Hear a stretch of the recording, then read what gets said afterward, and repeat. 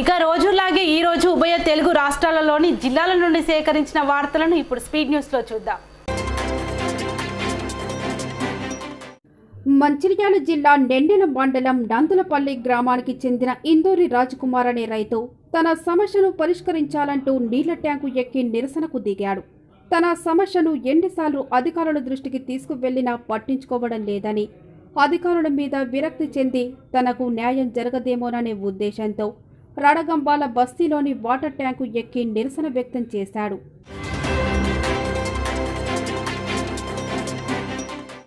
ఆదిలాబాద్ జిల్లా కేంద్రంలోని రిమ్స్ ఆసుపత్రి ఎదుట AITUC Telangana medical contract workers and employees union జిల్లా అధ్యక్షురాలు కండాల లక్ష్మి, యూనియన్ రాష్ట్ర కార్యదర్శి సిర్ర దేవేందర్ల ఆధ్వర్యంలో ధర్నా నిర్వహించారు.